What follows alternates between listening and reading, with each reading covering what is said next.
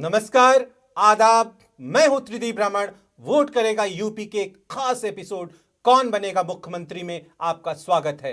हम अपने उसी बातचीत के सिलसिले को आज यहां आगे बढ़ाने वाले हैं कि क्या सिर्फ वोट है मुसलमान। इस बातचीत में शरीक होने के लिए हमारे साथ स्टूडियो में मौजूद हैं देश के जाने माने चुनाव विश्लेषक अरविंद मोहन और दैनिक भास्कर के न्यूज एडिटर और सीनियर जर्नलिस्ट हरि मोहन मिश्र। आप दोनों का प्रोग्राम में बहुत बहुत स्वागत है। इससे पहले कि हम अपने प्रोग्राम को आगे बढ़ाएं, आइए रुख करते हैं सियासी नेपथ्य के जानिब, जहां चुप सन्नाटों से टेक लगाए कई आहटें हौले हौले खबर बन रही है। ममता बनर्जी ने साफ कर दिया है कि राष्ट्रीय चुनावों तक वे अपने मंत्रियों को केंद्र नीति सरकार से वापस नहीं बुलाएंगी। ममता अपने प्रति कांग्रेस के बदले बदले रुख से अच्छी तरह वाकिफ हो चुकी हैं। इसलिए उसने इस दफे के यूपी चुनाव में वैसे हर विधानसभा क्षेत्र में तृणमूल उम्मीदवार उतारे हैं, जहां थोड़े बहुत ही बंगाली मतदाता हैं। तृणमूल का 1-2% तो मुख्य मुकाबले में भी आ गया है। कांग्रेस जान चुकी है कि ममता का यह सारा उपक्रम बस यूपी चुनाव में कांग्रेस को डेंट लगाने के वास्ते ही है। तुम कहते हो कि आओ और मैं चल पड़ता हूं।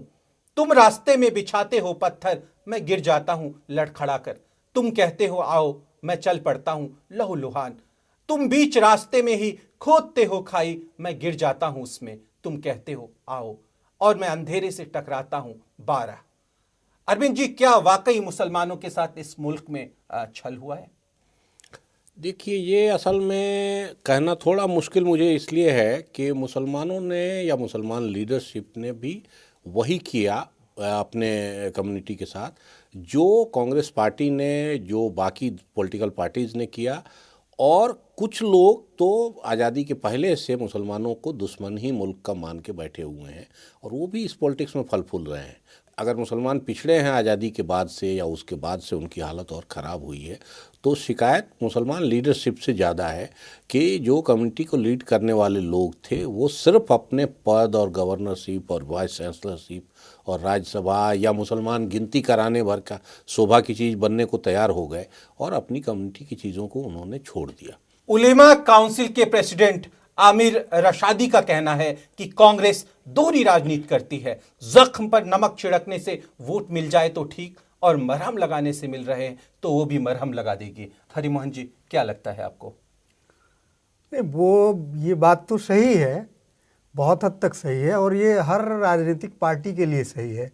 अरविंद जी, एक बात आप बार बार कहते आए हैं हमारी चर्चाओं में। आप कहते रहे कि मुसलमान जो है अब सत्ता में अपना पाई चाहता है, अपना एक हिस्सा चाहता है, और वो दलितों को देख रहा है कि जिस तरह से उन्होंने अपनी लीडरशिप डेवलप की है तो मुस्लिम लीडरशिप भी वो डेवलप करना चाहता है। तो इस परिप्रेक्ष्य में पीस पार्टी, उलेमा काउंसिल जैसे दल कितनी प्रासंगिक रह गए हैं? देखिए, मुसलमानों के साथ एक दुर्भाग्यपूर्ण बात यह भी हुई कि मिडिल क्लास पूरा उत्तर प्रदेश के, हमारे उत्तर प्रदेश के मुसलमानों का मिडिल क्लास पूरा ही पाकिस्तान चला गया।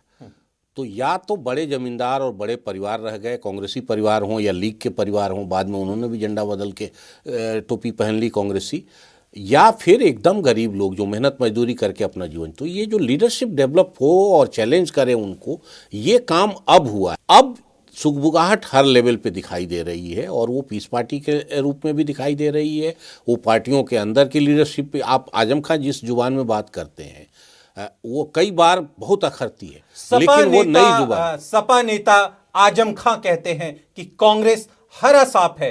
याद नहीं अयोध्या में शिलान्यास किसने करवाया था और मूर्तियां किसने रखवाई थी? वह मुसलमानों के पीठ में छुरा भोगती है। वहीं कभी सपाई रहे रशीद मसूद कांग्रेस की ओर से वार करने से नहीं चूकते और कहते हैं कि मुसलमानों की नजरों में मुलायम सिंह भरोसेमंद नहीं रहे, सेकुलरिज्म उनके लिए एक ओढ़े हुए लवादे के अलावा कुछ नहीं था। अरविंद जी, कितने इत्तेफाक रखते हैं आप इन बातों से? वही कह रहे हैं कि अब मुस्लिम लीडरशिप सीधे आगे बढ़ के जो बातें बोल रही है, ये पूरे पॉलिटिक्स को चैलेंज कर रहे हैं, पूरे अब तक जो पार्टियां चली हैं उस लाइन को चैलेंज कर रही हैं। और पहली बार जेन्युइन ढंग से रंगनाथ मिश्रा कमेटी और सच्चर कमेटी जो इकोनॉमिक एजुकेशनल सोशल बैकवर्डनेस है उसको भी सामने ला, और कम्युनिटी उसको एक्सेप्ट कर रही है। जब रिजर्वेशन की बात कही गई तो आज अब ये सवाल हो गया है कि ज़्यादा रिजर्वेशन कौन देगा। 4.5% दे रहा है, 9 दे रहा है, 18 दे रहा है।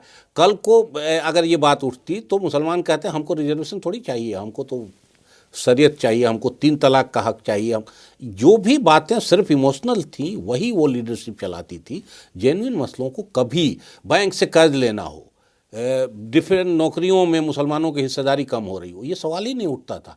M.R.A. बेग की किताब, बहुत तारा अली बेग के हस्बैंड थे M.R.A. बेग, जो नेहरू के पीए थे, नेहरू के और जिन्ना के भी पीए थे, उनकी किताब में ये सवाल बड़े ढंग से लिखा गया है और ये कहा गया है कि ये सवाल अगर मैं उठा रहा हूँ तो इसको कोई नोटिस नहीं करेगा, अगर कोई मुल्ला मौलवी इसको उठाएगा तभी जाके मुसलमान समाज इस पर नोटिस लेगा। और ये एक असलियत थी। अरविंद जी, आपने राजमोहन गांधी की एक किताब का अनुवाद किया था, अंडरस्टैंडिंग द मुस्लिम माइंड्स, तो उसके निचोड़ क्या थे, क्या समझा आपने उससे? नहीं, जनरली तो वो मुसलमानों की मानसिकता तब की और मुसलमान लीडरशिप की और उनके बहाने पूरे समाज की और संजोग से उत्तर प्रदेश के ज़्यादा लीडर उसमें हैं, क्योंकि जो भी मुसलमानों का हुआ मुल्क में और विभाजन, उसमें अलीगढ़ और मुसलमानों का, उत्तर प्रदेश के मुसलमानों की भूमिका काफ़ी बड़ी थी। पंजाब के मुसलमानों की जितनी बड़ी भूमिका नहीं थी उतनी हमारे उत्तर प्रदेश के मुसलमान, और उसका खामियाजा भुगतना पड़ेगा। इस दफे के चुनाव में मुस्लिम उम्मीदवारों को टिकट भी बहुतायत में, थोक भाव में मिले। बसपा ने 24 टिकट बढ़ा दिया एक साथ। कांग्रेस RLD ने उनसे होल्ड लेते हुए लगभग वही 84 का आंकड़ा जो उन्होंने दिया, समाजवादी पार्टी और कांग्रेस उसको छूने की कोशिश करते रहे, उससे आगे निकलने की कोशिश करते रहे। सिर्फ बीजेपी ने एक टिकट दिया, तो बीजेपी को उस वोट से मतलब नहीं है, बल्कि इशू अगर होता तो फिर ये मुसलमानों का हिसाब भी बदल। सहसवान में जो भाजपा ने एक टिकट दिया सिर्फ, तो वो कितना महत्वपूर्ण है पार्टी के लिए? कोई महत्वपूर्ण नहीं है, नौटंकी है ये, इस नौटंकी से कुछ नहीं होता। हम सब जानते हैं कि मुख्तार अब्बास लड़ते हैं, मुसलमानों की ही सीट से लड़ते हैं, और उनकी जमानत जब्त होती है और उनके निशाने में कहीं मुसलमान वोटर नहीं होता। घर का वोट भी शायद उनको किस किस्म से पड़ता होगा ये कहना थोड़ा मुश्किल है। हरिमोहन जी, इस दफे के चुनाव में कांग्रेस और सपा में नेक टू नेक फाइट रही कि मुस्लिम वोटों को कैसे हम ज्यादा से ज्यादा कब्जा करें, तो आपको क्या लगता है कौन सा दल आगे रहा इस पूरी प्रक्रिया में?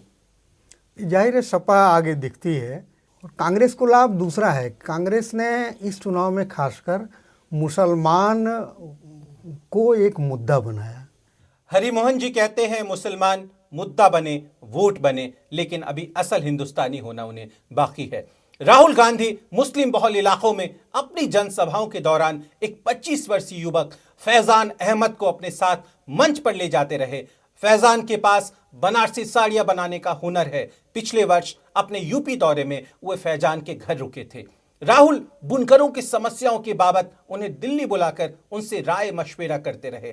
फैजान ही पब्लिक रैलियों में मुस्लिम बुनकरों को क्रेडिट कार्ड से लेकर केंद्र सरकार से मिलने वाले पैकेज का ब्यौरा देते रहे। वही पसपांदा मुस्लिमों को लुभाने के लिए अखिलेश यादव अपने साथ पसपांदा समाज के नेता अनीस मंसूरी को ले जाते रहे। मुलायम सिंह ने शाही इमाम के साथ एक 15 सूत्री मांग पर दस्तखत भी किए।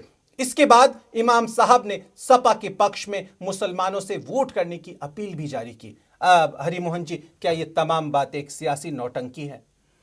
इस सियासी नौटंकी हो सकती हैं, लेकिन इस बार सियासत पहली दफ़ा, जैसे कि अरविंद जी ने अभी बताया, कि वो मुसलमानों को सिर्फ भावनात्मक मुद्दों से नहीं लुभाने की कोशिश की गई, उन्हें गंभीर आर्थिक सहायता देने की और ये करने की, शासन में आरक्षण का मसला लेकर के।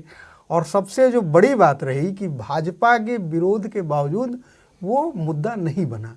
अरविंद जी, आपको क्या लगता है कि राहुल गांधी का यूं फैजान के घर रुकना, फिर उनको अपने साथ हर पब्लिक रैली में ले जाना, मन से उनको बुलवाना और बुनकरों को कहना कि देखो कांग्रेस ने तुम्हारे लिए पैकेज दिया, ये क्या, कितना असर हुआ मुसलमानों का इसके बीच? असर हुआ तो अलग बात है, लेकिन ये बदलाव बड़ा है। अरविंद जी, आपसे सवाल था कि पसमानदा मुस्लिमों को लुभाने के लिए अखिलेश यादव ने भी अनीस मंसूरी को, जो कहते हैं 85% आबादी उत्तर प्रदेश में पसमानदा मुस्लिमों की है, तो अपने साथ लेकर गए हर मंच पे, उनसे बात रखवाई, तो कितना कुछ सफल रहे इन अभियान में वो? देखिए, ये असल में मसला वही नहीं है। मसला एक बड़ा चेंज ये भी हुआ है कि आप ऊपरी मुसलमान जो लीडरशिप थे उनको एड्रेस करते हैं या कमज़ोर गरीब छोटे लोगों को एड्रेस करते हैं। और छोटे लोगों को एड्रेस करने का दूसरा मसला भी ये है कि ये पूरी जमात 100% नेशनलिस्ट थी। के सवाल जी, हम इस ब्रेक के बाद आपसे पूछेंगे कि भाजपा ने जिस तरह पैंतरा बदला और हार्ड लाइन की ओर चली गई, तो क्या उससे उसको फायदा हुआ या नुकसान हुआ? फिलहाल वक्त है एक छोटे से ब्रेक का। हम यूं गए और यूं आए।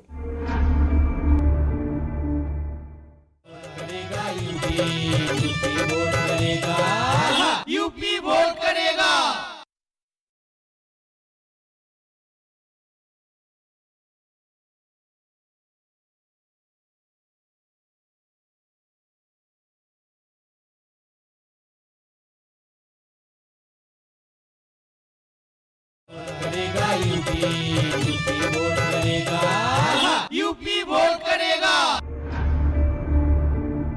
ब्रेक के बाद आपका स्वागत है। इससे पहले कि हम अपनी बातचीत के कारवां को आगे बढ़ाएं, आइए रूबरू होते हैं मुस्लिम सियासत के कुछ जानकार व्यक्तियों से।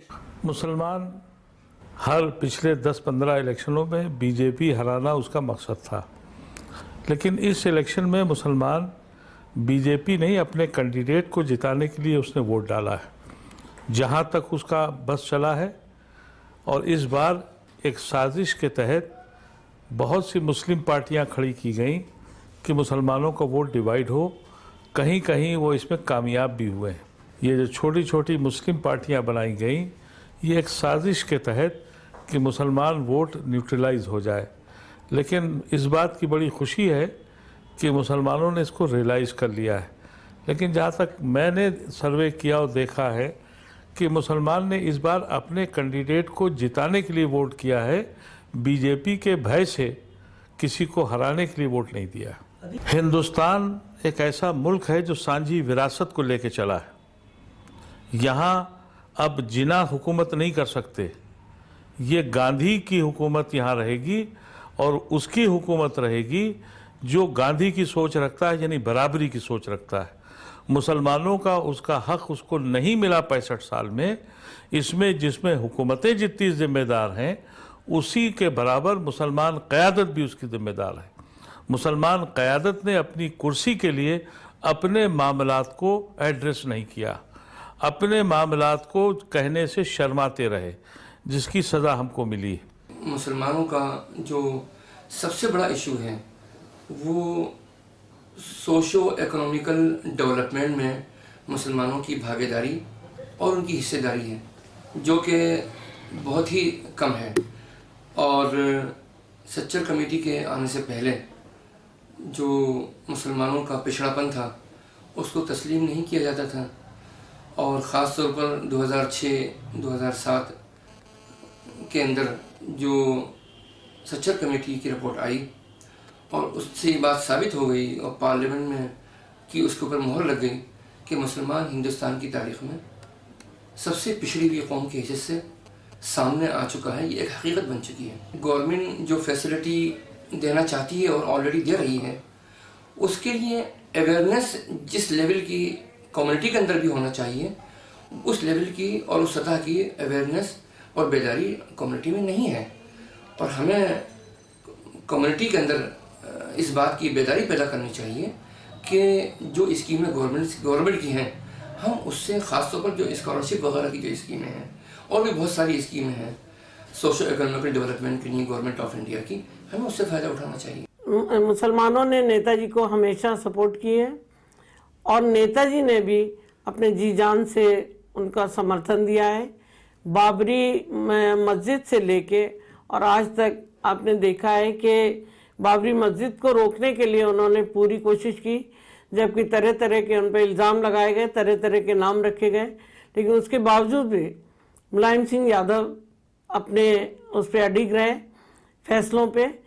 नेताजी ने उर्दू को हिंदी में ट्रांसलेट करने के लिए टीचर रखे गए, उर्दू के टीचरों को मान्यता दी गई, स्कूलों में उनकी नियुक्ति की गई। इसके साथ साथ भर्ती में भी 15% लड़कों को पहली बार मुस्लिम बच्चों को भर्ती किया गया।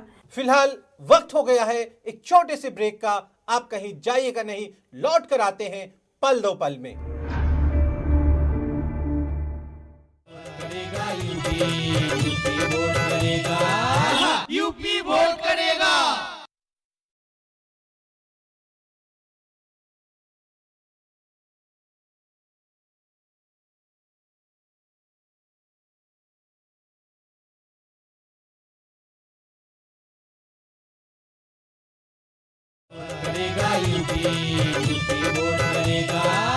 यूपी वोट करेगा। आकाश में उड़ती हुई एक छोटी सी सफेद चिड़िया अचानक मेरे पास आकर बारूद की तरह फट गई। उसके खून से मेरा चेहरा रंग गया, लेकिन मैं ये जान गया कि सफेद चिड़िया की तरह आकाश में पंख फैलाकर उड़ना और बारूद के जंगल से गुजरना एक ही बात है। ब्रेक के बाद आपका स्वागत है आपके अपने प्रोग्राम कौन बनेगा मुख्यमंत्री में। आज के खास एपिसोड में स्टूडियो में मौजूद अपने दो काबिल मेहमानों अरविंद मोहन और हरिमोहन से हम जान समझ रहे हैं इस मुल्क में मुसलमान होने के मायने।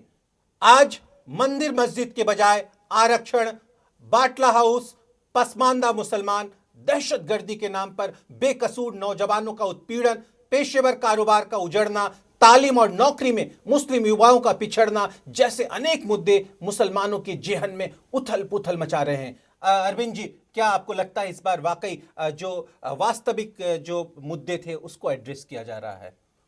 निश्चित रूप से इस बार मुद्दे उठ के आए और ये मुद्दे पहले उठने चाहिए थे और कौम की जो लीडरशिप है उसको रेस्पॉन्ड कर रही है, अच्छे ढंग से रेस्पॉन्ड कर रही है। कहीं कौम की लीडरशिप उसके खिलाफ शायद उसके भी बस में नहीं रह गया है। हरिमोहन जी, सपा कहती है कि मुस्लिमों के हालात का आकलन के लिए एक आयोग का गठन करेगी, वो अपने घोषणा पत्र में वो कहती है।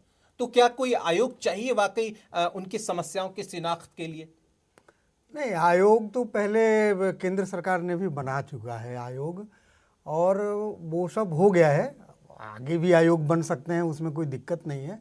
अरविंद जी, सपा ये भी कह रही है कि जिस तरह से किसानों को कर्ज माफी दी गई, उनका बिजली का माफ किया गया बिल सारा, उस तरह बुनकरों के लिए भी वो कोई पैकेज लेकर आएगी। वायदे असल में बहुत ज़्यादा चुनावी वायदों पे चर्चा करने का कोई बहुत मतलब नहीं। असली बात इस चुनाव में यही हुआ है कि रियल इशूज मुसलमानों के सामने आए। नहीं, और सपा का एक बहुत महत्वपूर्ण वायदा है जो अभी आप सवाल उठा रहे थे, कह रही है सुरक्षा बलों में मुस्लिमों की भर्ती का अभियान चलाएगी। वो चलाया था उन्होंने। कितना मौजूद थोड़ा लगता बहुत। है आपको ये सारी बातें? नहीं, इसके मायने हैं, इसके मायने ये हैं कि आपको मैंने अभी मैं पहले बता रहा था कि वो आरोप कई बार लग चुका है कि पीएसी दंगा करवाती है। तो वो स्थितियां नहीं रह जाएंगी अगर मिक्स्ड बल होगा, मिला जुला फोर्स रहेगी, तो फिर भी चेक एंड बैलेंस रहता है। अरविंद जी, तमाम राजनीतिक दलों के घोषणा पत्रों में अगर आप उनसे गुजरें तो आपको तमाम तरह के वायदे मिलेंगे मुसलमानों के लिए। ये महज वायदे हैं या कितना गंभीर जान पड़ती है आपको पार्टियां? नहीं, ये कहीं ना कहीं मुस्लिम मसले का सेंट्रल होना भी इससे दिखता है, और कुछ हो ना हो कम से कम ये तो दिखता ही है कि मुसलमानों के असली सवाल इस बार पार्टियों के जेहन में आए हैं।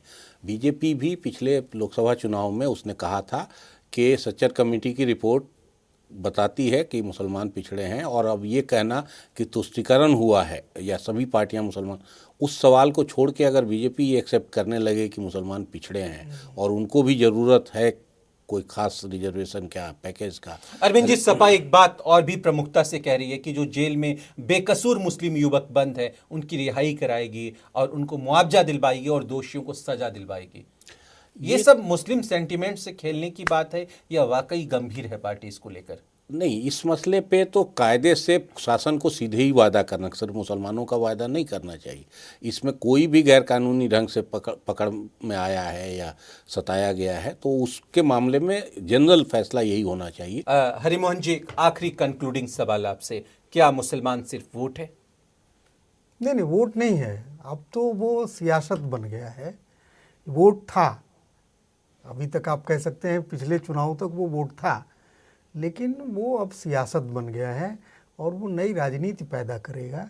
अरविंद जी, क्या वाकई बदला है मुस्लिम राजनीति का चेहरा? पूरी तरह से बदल गया है, और आप उस चीज़ को, पुरानी तस्वीरों को अब यहाँ कहीं नहीं देख सकते। अब उस किस्म के ठेकेदार नहीं हैं। एक बार बुखारी जाते हैं तो जितना उनके बयान से असर होना चाहिए, मुझे लगा उसका नेगेटिव उससे ज़्यादा हो गया। तो कल को बुखारी का फतवा एक दफ़े आता था तो लगता था कि पूरा मुसलमान, और सब लोग मानने लगते थे कि वोट उधर जाएगा। आज बोलते हैं जब मौलाना बुखारी तो बाकी लोगों को लगता है कि अच्छा ठीक है, दामाद को टिकट दिलाना था तो इसलिए बोल रहे हैं। इसके अलावा उसका कोई बहुत ज़्यादा मतलब नहीं होता। और हर जगह अरविंद जी, इसमें जो मीडिया का रोल है, क्या आप उसको भी कटघरे में प्रश्नवाचक लगाना चाहेंगे? मान लीजिए बाबरी की मस्जिद की वर्षगांठ मनाई जा रही है, गोधरा की वर्षगांठ मनाई जाती है, उसको बड़ी प्रमुखता से खबरों में जगह मिलता है। नहीं, खबरों की चर्चा से तो इशू रिजॉल्व होते हैं, नहीं होने से अंदर अंदर अगर चर्चा हो तो उससे कम्युनलिज्म पैदा होता है। चलिए, हमारे दोनों विशेषज्ञ इस बारे में आम राय है कि मुसलमान अब सिर्फ वोट नहीं रह गए हैं, पूरी सियासत उनके इर्द गिर्द घूम रही है और ये मौजूदा यूपी का चुनाव इस बात की चुगली खाता है। सियासत की तल्ख हकीकत बयानी के बाद अब वक्त है फुर्सत के कुछ हसीन लम्हों का, जिसे आपके साथ बांटने को आ रहे हैं हास्य व्यंग के उस्ताद बाजीगर डॉक्टर सुनील जोगी। जरा हटके में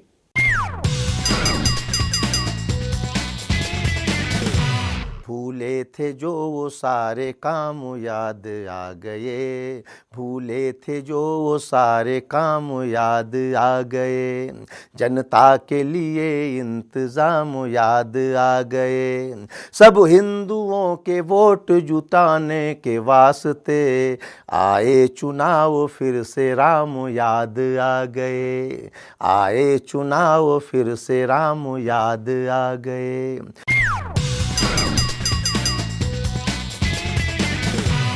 कौन बनेगा मुख्यमंत्री में आज बस इतना ही। फिर होगी मुलाकात इसी प्रोग्राम में, इसी चैनल पर। हम अपने दोनों मेहमानों अरविंद मोहन और हरिमोहन जी का शुक्रिया अदा करते हैं प्रोग्राम में आने के लिए। आज के प्रोग्राम का समापन हम गुलजार की एक नज्म छाव छाव से करेंगे। त्रिदी ब्राह्मण और एनटीआई मीडिया की पूरी टीम को दें इजाजत। नमस्कार, खुदा हाफिज।